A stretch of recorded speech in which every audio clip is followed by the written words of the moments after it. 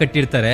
ಆದ್ರೆ ರಾತ್ರಿ ಒಬ್ಬ ಶೈತಾನ ಬಂದು ಆ ಕತ್ತೆಯನ್ನ ಬಿಟ್ಬಿಡ್ತಾನೆ. ಅಲ್ಲಿಂದ ಓಡಿ ಹೋದಂತಹ ಕತ್ತೆ ಪಕ್ಕದಲ್ಲಿ ಒಬ್ಬ ರೈತ ಬೆಳೆದಿದ್ದಂತಹ ಫಸಲನ್ನ ಹಾಳು ಮಾಡುತ್ತೆ. ಇದನ್ನ ನೋಡಿದಂತಹ ರೈತನ ಹೆಂಡತಿ ಕೋಪದಲ್ಲಿ ಆ ಕತ್ತೆಗೆ ಗುಂಡಿಟ್ಟು ಕೊಂದ್ಬಿಡ್ತಾಳೆ. ಇದನ್ನ ನೋಡಿದಂತಹ ಕತ್ತೆಯ ಮಾಲೀಕ ರೈತನ ಕುಟುಂಬ ಇದ್ದಂತಹ ಇಡೀ ಮನೆಗೆ ಬೆಂಕಿ ಇಟ್ಬಿಡ್ತಾನೆ. ಆ ಬೆಂಕಿಯಿಂದ ಹೇಗೋ ತಪ್ಪಿಸ್ಕೊ ಬಂದಂತಹ ರೈತ ಆ ಕತ್ತೆಯ ಮಾಲೀಕನ ಇಡೀ ಕುಟುಂಬವನ್ನೇ ಗುಂಡಿಟ್ಟು ಕೊಂದ್ಬಿಡ್ತಾನೆ. ಇಷ್ಟೆಲ್ಲ ದುರಂತಗಳಾಗಿ ತನ್ನ ಕೋಪ ಕಡಿಮೆ ಆದ್ಮೇಲೆ ಪಶ್ಚಾತ್ತಾಪ ಪಡ್ತಾ ರೈತ ಆ ಶೈತಾನನ ಕೇಳ್ತಾನೆ, ಇದೆಲ್ಲ ಆಗ್ಬಾರ್ದಿತ್ತು, ಯಾಕೆ ಹೀಗೆಲ್ಲ ಆಯ್ತು ಅಂತ. ಆಗ ಶೈತಾನ ಹೇಳ್ತಾನಂತೆ, ನಾನು ಬರೀ ಕಟ್ಟಾಕಿದ್ದಂತಹ ಕತ್ತೆಯನ್ನ ಬಿಟ್ಟೆ, ಇದಕ್ಕೆ ನೀವು ರಿಯಾಕ್ಟ್ ಮಾಡಿ ಕೋಪಗೊಂಡು ನಿಮ್ಮೊಳಗಿದ್ದಂತಹ ಶೈತಾನನನ್ನ ಹೊರಗೆ ತಂದ್ರಿ, ನಿಮ್ಮ ಸರ್ವನಾಶವನ್ನ ನೀವೇ ಮಾಡ್ಕೊಂಡ್ರಿ ಅಂತ. ಇದೇ ತರ ನಮ್ಮ ಜೀವನದಲ್ಲೂ ಕೂಡ ನಮ್ಮ ಸುತ್ತ ಇರುವಂತಹ ಶೈತಾನರು ನಮ್ಮ ಮಧ್ಯೆ ಕತ್ತೆಯನ್ನ ಬಿಡ್ತಾರೆ. ಆ ಶೈತಾನ ನಮ್ಮ ಸುತ್ತ ಇರುವಂತಹ ಸ್ನೇಹಿತರಲ್ಲಿರ್ಬೋದು, ನಮ್ಮ ಕಲೀಗ್ಸ್ ಅಲ್ಲಿರ್ಬೋದು, ಈಗಿನ ಕಾಲದ ರಾಜಕಾರಣಿಗಳಲ್ಲಿರ್ಬೋದು, ಅಥವಾ ಮೀಡಿಯಾದಲ್ಲೂ ಕೂಡ ಇರ್ಬೋದು, ಇವರೆಲ್ಲರೂ ಕೂಡ ಸೇರ್ಕೊಂಡು ನಮ್ಮ ಒಳಗಿರುವಂತಹ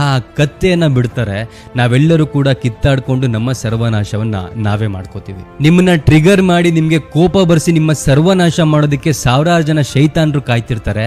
ಆದ್ರೆ ನೀವು ಯಾವ್ದಾದ್ರು ಒಂದು ವಿಚಾರಕ್ಕೆ ರಿಯಾಕ್ಟ್ ಮಾಡೋ ಬದಲು, ಯಾರ ಮೇಲಾದ್ರೂ ಸೇಡ್ ತೀರಿಸ್ಕೊಳ್ಳೋ ಮೊದಲು ಒಂದು ಸ್ವಲ್ಪ ಹೊತ್ತು ವೆಯ್ಟ್ ಮಾಡಿ ನಿರ್ಧಾರ ತಗೊಳ್ಳಿ. ಈ ಕತೆ ನಿಮ್ಗೆ ಇಷ್ಟ ಆಗಿರೋ ಸಡನ್ ಆಗಿ ರಿಯಾಕ್ಟ್ ಮಾಡುವಂತ ನಿಮ್ಮೆಲ್ಲ ಫ್ರೆಂಡ್ಸ್ಗೂ ಕೂಡ ಶೇರ್ ಮಾಡಿ.